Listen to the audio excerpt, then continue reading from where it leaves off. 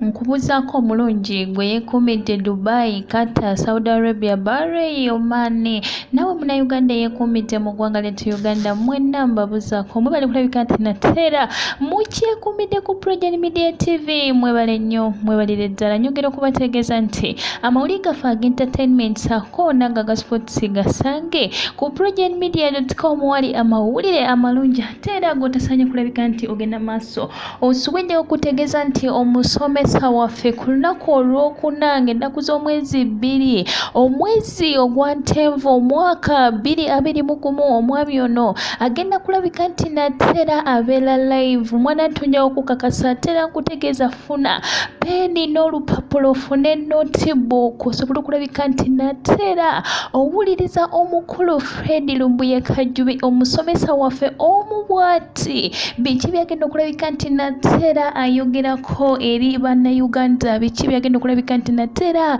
ayogerako eri abantu be. Olunaku olw'eggulo nakutegeeza ne nkugamba nti omukulu ono Fred Lumbuye yakomyewo agenda kulabika nti nateera akola live nga we yali azikola nga asobola okulabika nti nateera ayogerako eri abantu be, kubanga ebiseera biri yakolanga live videos mwena mukimanyi bulungi. N'olw'ensonga eyo nateera akomyewo asobola okulabika nti abongerayo mu bulungi nnyo ddala. N'olw'ensonga eyo ababadde beebuuza nti ate Fred waffe ali ludda wa Lumbuye waffe ali wa Kajubi waffe omusomesa waffe omu bw'ati ali ludda wa bannange mumwesunge ku lunaku olw'okuna mu mwezi ogwa Ntenvu agenda kulabika nti nateera ayogerako eri abantu be. Nakutegeeza ne nkugamba nti agenda kulabika nti nateera ayogerako ebimu ku byo kankusunireko katono nnyo. Njagala kutegeeza nti olinde ebye ebyolwokuna naye ate yageze maaso nategeeza nti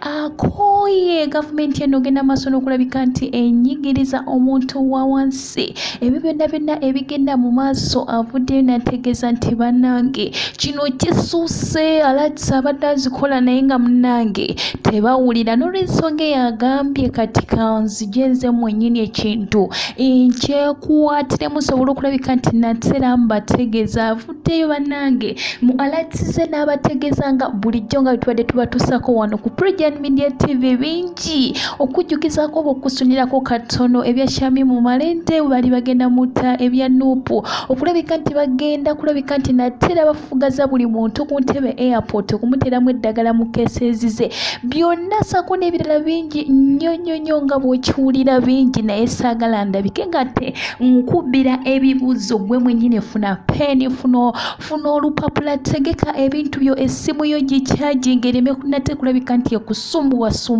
ng'ate ojja kuba owuliriza omusomesa waffe Fred Lumbuye. Nja kuba nateera nkwongera amawulire gaffe ag'entertainment saako n'ago aga sports wali eri ku projectmedia.com teweerabira genda maaso osobole okulabika nti nateera okyagyekuumiddeko bannange mbatumidde nnyo. Mwebale kwekuumira ku Project Media TV. Kamalu sooka nnyo wano ku twendo tw'amazzi kanzije.